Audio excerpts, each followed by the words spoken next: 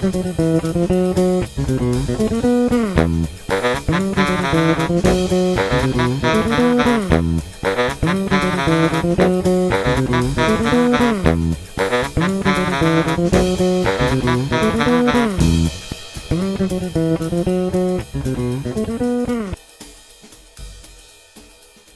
session is going to last until about 1:45 Central European Time.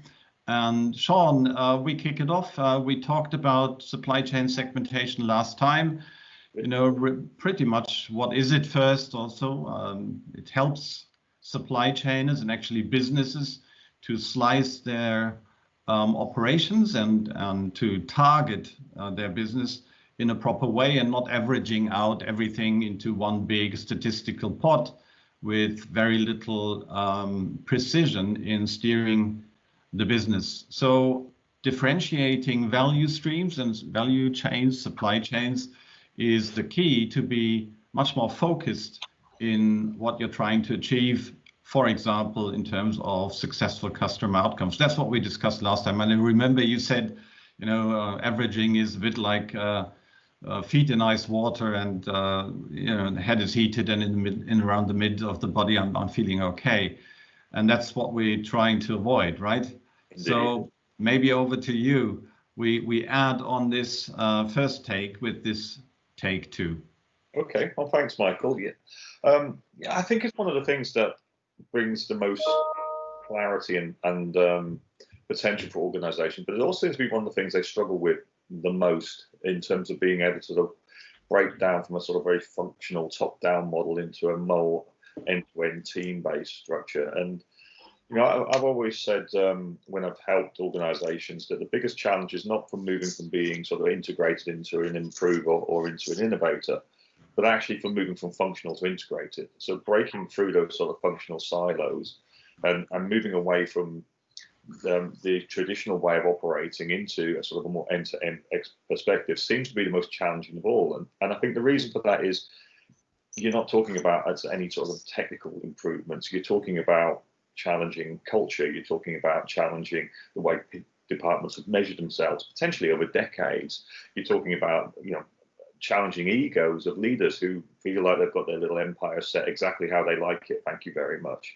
Yeah. You know, there's a whole host of soft issues as well as hard, tangible issues that have to be addressed to rethink the organization so that you're actually looking at it as a team working together towards a common goal rather than a series of functions that you hope ends up in a decent result.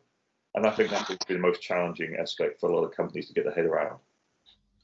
So let me pick that up. And you guys around here at the screens, you probably see the jam session is a bit like a couple of musicians on stage in a small jazz club. And therefore we pick each other's themes and play ping pong with the notes and the keys.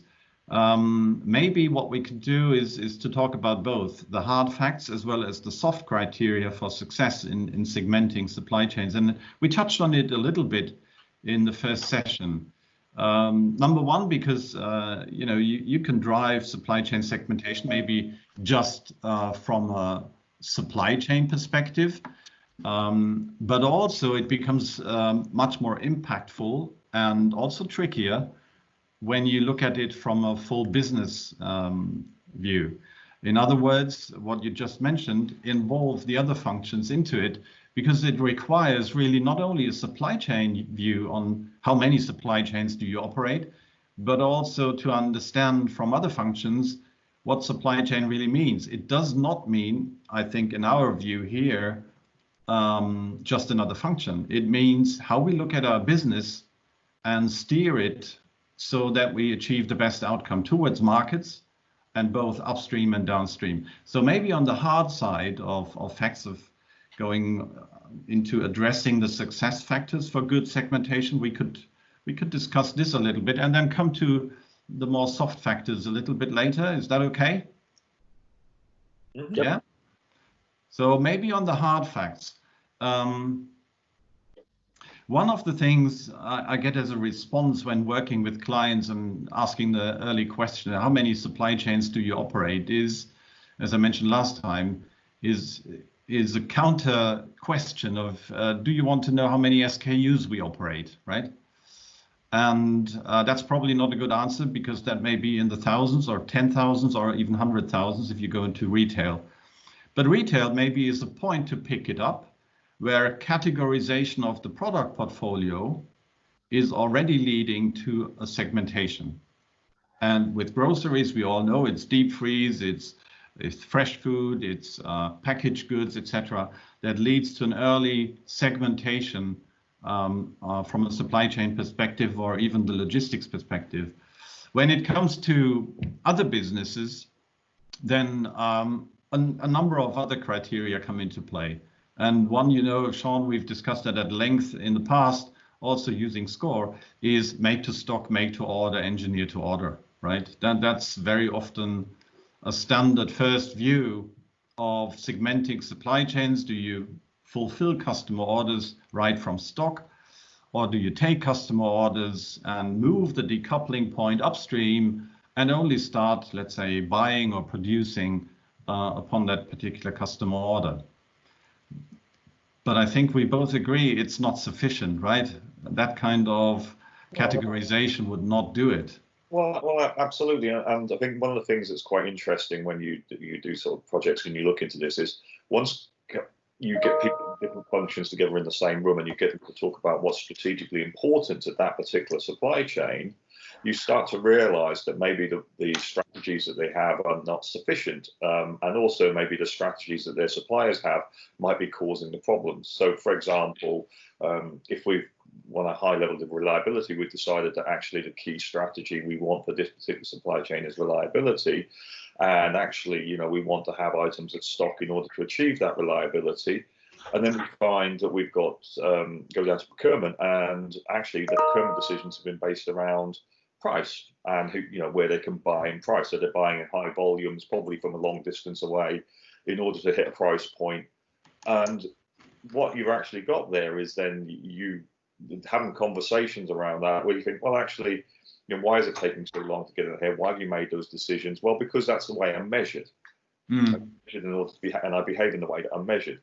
And then when you dig down even further, you might find that, well, actually, what you think is a make to stock item, actually your supplier treats as a make to order because maybe you're only the primary customer for them, and or you're a small customer and you only place an order whenever you want it. And that it's that understanding of the end to end and going down to before you make any sort of decisions around, well, we think it's a make to stock product or we think it's a make to order product. Yeah. That you can, you know, I use the line a lot that you can't control what you don't understand. You know, so first we have to start by understanding, and what we mean by that really is, you know, understanding what is the customer value. So we work back from that. Yeah, and also really where I think getting people in a room to actually discuss that is always transformative, because when they actually agree on what the strategy should be for this group of products and services, this group of customers, and then they compare that with what they're measured against, they very rarely find a connection. Yeah, indeed. And also what I've experienced in the past was that this make to stock, make to order, engineer to order, and in SCORE inside out perspective of supply chainers that believe what they have decided to keep on stock versus where to react on order is a differentiating factor to the outside world, which in fact is more a symptom than the cause, really. And it's a bit like looking into the review mirror and only looking at the result of historic decision-making criteria to then use that as a determination for the future. And I think I've always turned it around and say, well, you know, upon proper strategic segmentation, you can then determine whether that product is subject to make to stock or make to order, and not to segment because you have in the past decided that is a make to stock and that is a make to order product. You see, that's flipping the coin kind of thing. Yeah. I mean, I like to go further really in the discussions to sort of, you know, who is making the buying decisions here, and what is it that they actually value? And if you go into sort of things like value propositions rather than just talking about supply chains, we're really saying, what is the job to be done? How do we help our customers succeed, and what is their job to be done? And if you start to think about that, you're moving away from a push model of supply chain into a value pull system where we're looking at how do our products and services help the customers to solve their problems, and how should we align the activities across the end-to-end supply chain, understanding which parts of those end-to-end supply chain we need to have control of and full visibility of, and which ones we can simply relinquish because it's not necessary for us to go down that road, in order to define that we're first choice moving forward. And most businesses don't do that. They just don't simply have that end-to-end view. They just hope that by efficient operation of the parts, we get an outcome that meets our customers' requirements. And as Jim Collins said at the start of Good to Great, good is the enemy of great. As long as we're making the numbers and we're making money at the end of it, and the customer's not screaming, we're doing okay. Yeah, and I'd like to pick up Elthio's comment here. Maybe you need to understand the end-to-end supply chain before properly thinking about segmentation.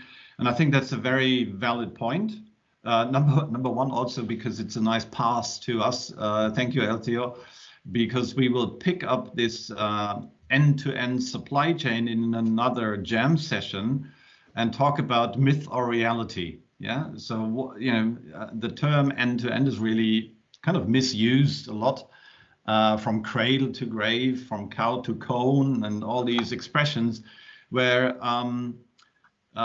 reality tells us in most cases you have to know where your end on the one hand side and the other end really is in terms of making an impact and basing decisions on it, because controlling the entire supply chain truly end to end is mostly not possible.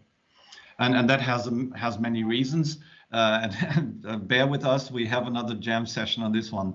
But an important factor I think that you bring in with this question is, if I know where my end is on the supply side, let's say maybe a tier 2, if I know, and downstream through market channel partners, maybe down to consumers, or in business to business environment, at least the final interesting customer, then that means a lot for the segmentation, and absolutely true.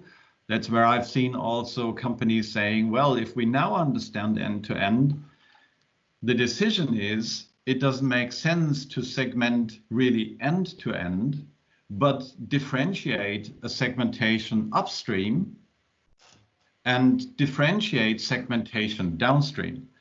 And I give an example. I worked with, and they were in the first take, a big brewery. If you brew beer, then the whole upstream supply chain from malt and hop and all the rest to brewing beer in the vessel is all the same, pretty much so. And downstream, it really differentiates into HoReCa, retail, classic and modern, online retail, etc. It really separates. Until you find, and we found and identified one particular supply chain that was so far not on the radar screen of operations, which was a make-to-order supply chain for big festivals. So if the company kind of sponsors, for example, the Champions League football festivals or music festivals, batches for these events are actually brewed on order. So that's where all of a sudden this decoupling from upstream and downstream does not only make sense, you actually for 50 or 100,000 people consumption on a particular day start brewing specific batches that go aside of all the rest that is neutral up to the vessel, and then starts segmenting. And I think this is not just looking at operations. This is, like you said, Sean, is really a business perspective of how you operate. And I remember very well the guys coming back, knocking the woods on the event marketing colleagues, were completely surprised that all of a sudden someone from supply chain came in and like, hey, we'd like to better connect with you because we'd like to serve your events in a better way. Yeah, and that was so far not on the radar screen, and therefore, like you said earlier, Sean, there were no targets set for the performance of the supply chain for these events. They were just averaged out with all the rest of it. Yeah. And so when we talk about the hard facts, I think there is a couple of more criteria for making segmentation really successful. Can you think of others? Other criteria to pour into the segmentation discussion? Well, I mean, the key to me is clarity around what we're dealing with in terms of products and services and customers. Clarity around what the strategy should be, which then drives clarity around the measures that we should be measuring. I think that you get those three together, we know what products and services we're dealing with, we know what outcomes we want in terms of strategy, whether it's reliability or responsiveness or costs or assets or whatever, and we know if that will help drive what performance metrics that we actually want. Then you get into, right, in order to deliver those metrics, what do we need in terms of processes? What do we need in terms of people skills? What do we need in terms of technology and system and data? Because, I mean, and technology and data is an interesting one because, I worked a lot in that area. That's where most of my time has been spent. And you give technology to an organization without that sort of clarity of what it is we're ultimately trying to achieve, and they will just use it within the sphere of control that they have right now. So I spent 3 years with a supply chain analytics company as their global VP marketing. And, the power of this tool was breathtaking. And I was trying constantly to try and get even the technology company itself to view itself as a control tower software that sits on top of the supply chain and connects all of the different elements. Because what they were doing constantly was selling it to analysts, which are great. And the analysts can say, I can see how I can use this to make my job easier. I can get away with my spreadsheet. But it adds no real tangible value over and above the efficiencies for that one particular role. And really what we should be looking at here is, the sort of two-pronged model of how do we connect together transactional activities so that it moves the dial on business measures, which moves the dials on, things like shareholder value. And if you can't connect all these things together, then we're not doing it right. Yeah, that's absolutely profound. Also, it's nice to put it this way, but because it forms also a challenge. If you have data, and I was observing one segmentation exercise, which is a bit probably addressing the challenge, the true challenge, because if you want to operationalize segmentation, you need to know which SKUs fall into which segment. Correct. For example, or which customers at the end fall into which segment. Yeah. And of course, everyone can read into this. It becomes tricky if your market channel partners or customers order products from different segments, but they all end up in a mixed order. Yeah. So and that's where it becomes tricky to discuss it in a proper way with marketing and sales, because what we found also quite interestingly is that if you do your homework well as a supply chain guy on the basis of data, starting to differentiate, maybe what you run into is that the structuring and data analytics on the sales and marketing side do not necessarily match, because they were functionally driven. For example, to operate a good Salesforce team, to just cluster customers or products in a different way because of expertise, because of territories, etc. And that again, I think, puts light onto what we really said is the strategic segmentation needs a full business perspective. Yeah. So I think of one project that we did where the thorough segmentation from a supply chain point was helping sales to review and revise their own structure of Salesforce targeting to customer segments. And that was very interesting because it drives a lot of power to become more effective as a whole in the business, but just looking at functional performance, and that's a big thing. That's really important. I mean, the work that I do specifically, I know a lot of supply chain people struggle with it when we start off, because ultimately we're ongoing as beyond the supply chain. But it's in terms of being able to engage with the sales and the marketing and the commercial people in saying that, this is not just about product shipment, but actually in making sure we deliver, our promises in terms of our, what the customer expects us to do, and that we're always one step ahead of where they think we are. So if we're always just shipping product, but ultimately we're not asking ourselves the question, who has priority, what do customers value, then we end up in this scream and match sometimes about who gets product when it's short. And I think, one of the questions that you always ask is, who is the customers that actually we value the most, and do they value us? And I actually also take it down to levels of profitability analysis. So there's a great book called Islands of Profit in the Sea of Red Ink, which you may have read. Yeah. Which you sort of breaking it down to his measure of, by any measure, 60% of most businesses are deeply unprofitable, but they're masked by the 10 to 20% that's very highly profitable. So on average, we're making money.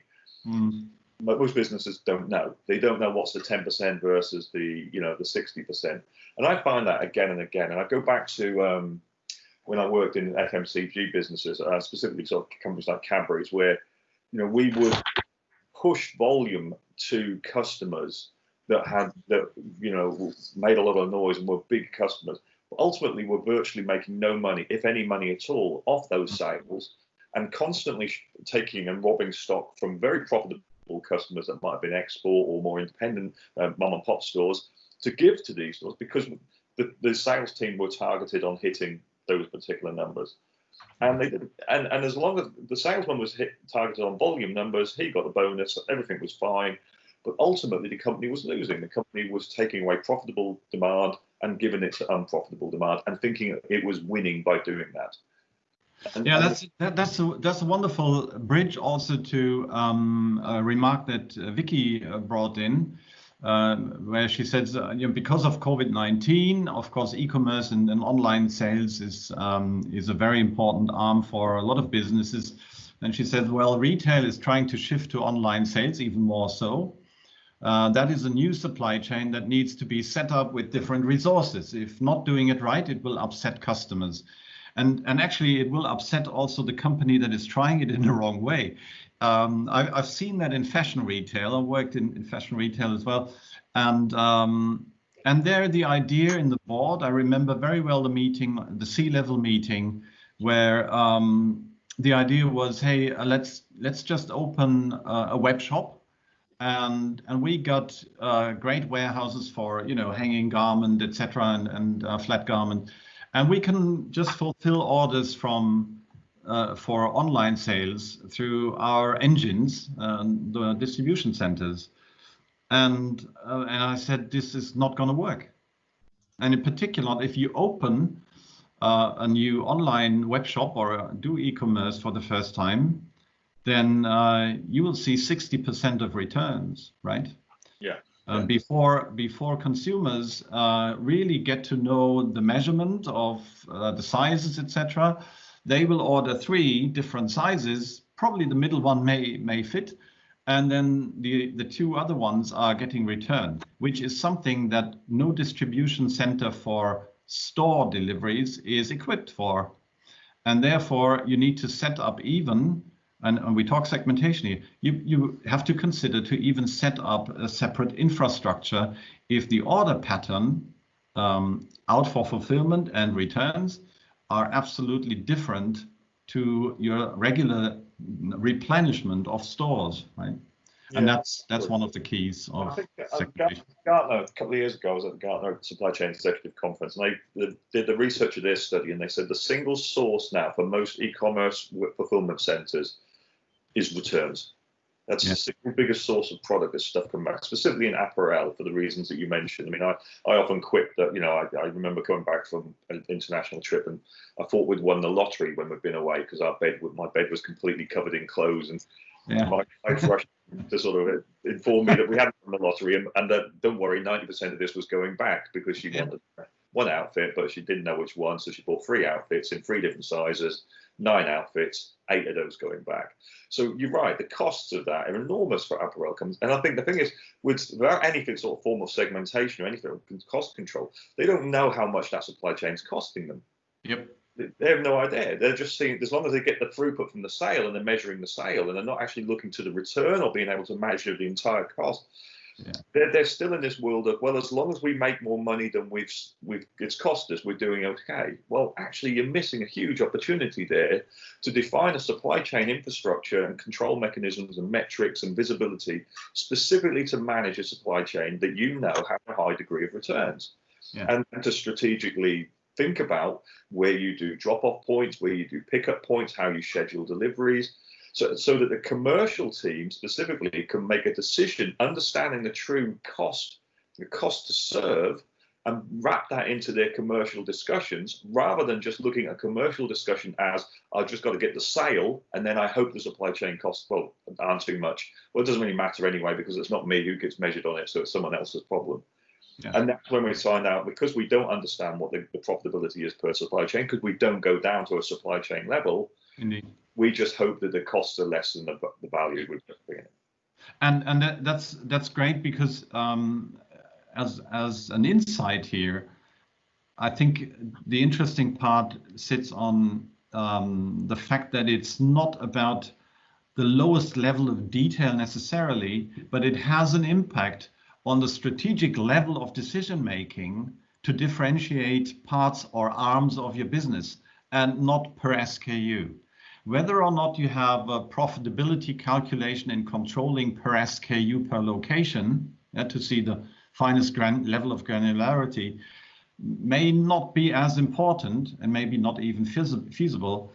But if you don't differentiate on a higher level, that may cause big miscalculations and misallocation of investments, for example. By the way, not only for logistics and supply chain, but also for marketing. Correct. And this is a big differentiator. I'd like to take that as maybe also another example for one other aspect, which is I don't know whether you recognize, but you probably know, of course, Sean. There's a tendency in customer service or order fulfillment, at least in some organizations, to treat all customers equal. Of course, they are not. Yeah. But then the other question is, so how do I know which customers are more equal than others? and this becomes very tricky if you sell through different channels to the market. So, for example, through wholesalers, distributors, but also next to it, you have a direct business to your customers in B2B or B2C or B2E. And if you apply segmentation by differentiating market channels, you generate a prerequisite to make more smart decisions on prioritization. And in particular, as we talk still hard facts in segmentation here, Sean, this becomes a very important factor in times of a constraint. And so I make the comparison to COVID-19 here. If you have a bottleneck, if you have a constraint in supply, you have to manage demand.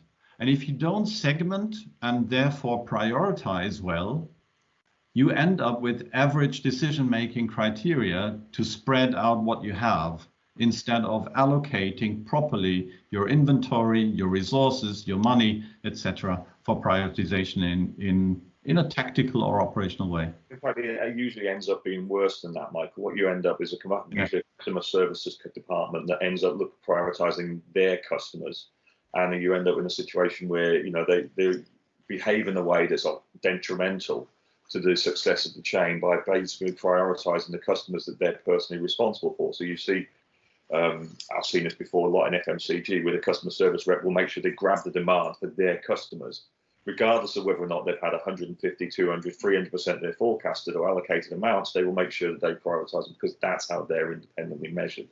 Yeah. And in fact, if you don't break that down, you even see worse behaviors. I mean, I remember working out in America where people would go into the SAP system and change the ship to address in order to create better lead time calculations. Oh, yeah. That completely nonsensical and completely destroy the supply chain performance, but ultimately they get to get the right level of ATP confirmation on their orders. Therefore, that's all they care about, because once then it's over the wall and it's someone else's problem to resolve.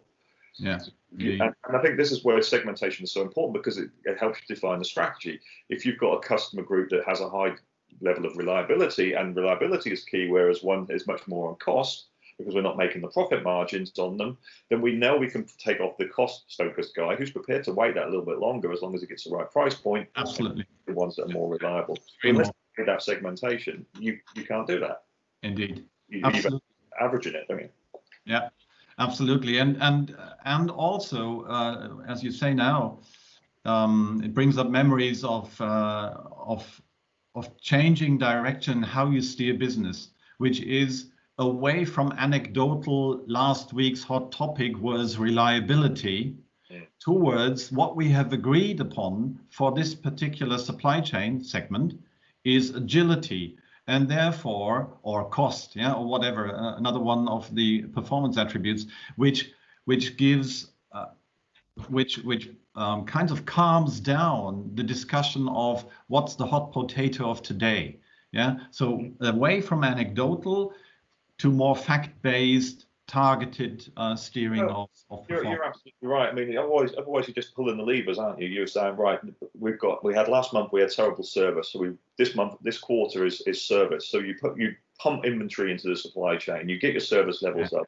Then the finance CFO looks at it and goes, hang on a second, our costs are out of control, or our inventory's out of control. You need to better cut back on that. So then, and you end up squeezing one corner of the triangle, either your service or your costs or your inventory, and it just moves it somewhere else. There's no strategy there. It is just reacting to events. Yeah. And you used the analogy earlier, and I use it a lot when I talk about control towers, is, you wouldn't use an airport if you knew that they controlled the airspace around that by looking at the conditions of the planes that had landed and which ones had crashed and which ones had not crashed. And you would not do that. You would only use an airspace if you knew they were looking at the planes in the air right now and knew exactly where to prioritize and knew exactly what was going on. Yet we run businesses in the way by looking at the planes that have landed and which ones landed successfully. We in that rear view mirror, past event lag style. Well, that's just chaos. Now, if you want to move towards an cognitive computing future, where we talk about companies like Era, who we were speaking with last week, where we allow automation to handle the volume of transactional data across the end-to-end supply chain. Well, it's got to operate on rules.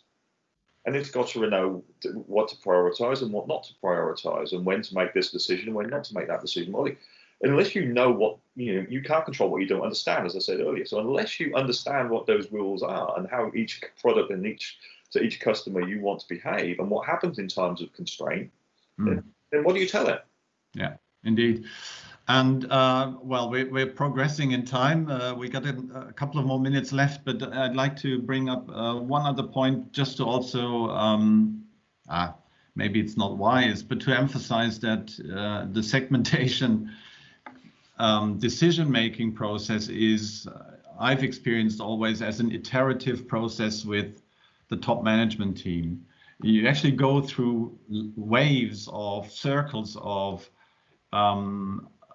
offering perspectives, applying perspectives, coming back to the next meeting, exchanging again, and then to draw a conclusion, to come to consensus. One of the aspects, as we stay still with the hard facts, that does not ease the definition of supply chain segments is the product life cycle. I think we mentioned that last time already, Sean. And for example, if you only look at your product portfolio and maybe even the customers only from a Pareto analysis perspective, like, the first 10, 20% make up for the 80% of revenue or profit, then that falls short of everything that is coming in new. So that can be a product to be launched. So right now there is zero or very little revenue or profit coming in, but it may be the product of the future, as well as a new client or key account that you start up, ramping up just now, and they don't appear on the radar screen of any good statistics, but they need to be known to be considered in the strategic segmentation. And in other words, there is a time element that comes into the segmentation definition work out, so to speak, that you need to consider the future of the business, although not even yet on the balance sheet or the profit and loss scheme. Yeah. I remember doing a piece for a bakery, the largest bakery in the UK. We mapped out their supply chains, which were very distribution channel centric. It just basically, if you imagine the bread industry, it's very similar to your brewing example. What we're making today, boys, bread. What we're making tomorrow, bread. It's got a lifespan of 48 to 72 hours. You're making the same things every single day. It's completely repetitive. And from the top was a mandate that we were going to double the size of the business. It was a £500 million business at that point. We're going to make it a £1 billion business by, I think at the time it was by 2018. But there was no guidance as to how that was going to happen. And it was through exploration in these sessions, in these segmentation sessions, we identified the areas where they were focusing on moving existing products into new markets, where we're creating new products, where we're creating a combination of new product and new markets. And suddenly, and I remember the supply chain, we did it in 2 or 3 hours, and the supply chain director said, I'm going to take this right now to the founder of the business who's on top floor and say, this is how we're going to move from 500 million to £1 billion. And it was a very simple exercise, but they had no clarity. Previous to that, it was just an aspirational target that they somehow hoped they would muddle through to. But to be able to see exactly what had to be done in order to move us from the very linear channel-based business we are now to moving to areas like export and putting in plants in different countries, all of which they had no experience of, and specifically things like moving into long shelf life products, which again they had no experience of because they were moving from bread, which is just shipped same day, into things that we're going to have to manage. Not only do you see the segments that you're going to move into, but you start to understand the constraints we have currently in terms of skills levels, the constraints we have on supply chain or organizational structures, in terms of infrastructure, in terms of technology. So out of that falls all of the things that we actually need to do and need to move us from the company we are now to the company we want to be. Sean, I'd like to bring up and give us a moment of also maybe addressing very short and brief some of the soft factors. And thank you, Elthio, for bringing up and re-emphasizing on the importance of the performance attributes, reliability, responsiveness, agility, cost, and asset management, because they will form a differentiator for the segments. And also, very often, they form a common denominator to aggregate some of the segments back to the same kind of performance principles to target it. So that's an important one. The soft factors, Sean, I believe, well, you mentioned that also in your book at great length, how you orchestrate transformation, because strategic segmentation of value streams, value chains, is actually the way into transformation as well. And so I've been around for the orchestration part also, also in my role as director of the Digital Supply Chain Transformation Council. We talk about that a lot, that the mindset and the way of leading organizations needs to change. Right. The linear approach to just order and follow is not helping anymore. We need a different way of fostering collaboration across functions, right? And that's probably the key. Absolutely. I mean, the companies that are winning and the leaders that are actually transforming the world around us understood that from the start. So if you take someone like Jeff Bezos, for example, one of his sort of mandates that he enforces on his organization is if you ever have a single team that you can't feed with 2 pizzas, the team's too big. And it's this recognition that actually a small number of people working together can achieve great things. But once you get to beyond a certain size, management comes into play and politics comes into play, and you get to. So even though you've got an organization the size of Amazon, it's run by groups of small teams who focus on the end to end. are autonomously able to make decisions without management having to get involved or leadership having to get involved. So the two big elements of that are, of course, empowerment and engagement. The engagement comes from clarity around what it is we're trying to achieve from this supply chain. There's your strategy and your measures, and the empowerment is the bit saying, tell us what you need, tools, technology, data, in order to be able to answer your own questions rather than having to rely on other people to provide you with the answers. Right. Yeah, absolutely. And so how do we best get from a classic culture of leadership and performance achievement to a culture that fosters really this kind of collaboration? I strongly believe, personally, from experience, that target setting is part of the art of management, right? And we're back to, I think, square one in terms of where we started, that averaging it out and just targeting sales at revenue and targeting operations at lower unit cost, etc., is not helping. So probably we have to talk about target setting also for supply chain in maybe another take. Is that probably one of the other things that we need to do? I look at the time, Sean. Thanks for joining in for this jam session. It's always a pleasure, and I'd like to thank everyone. If there are still questions open, please leave them in the chat or contact us and drop a note. We're also, of course, proudly stating that we would be very happy if we can help you in your supply chain segmentation endeavors. But I leave it with also pointing at the next jam session, which is going to happen on July 15. That's a Wednesday at 12:30.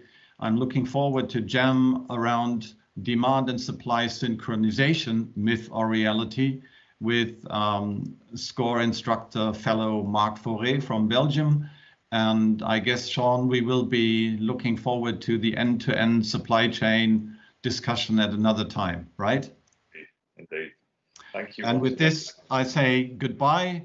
Thank you. We stop the recording here and hope very much to see you at another time. Thanks a lot.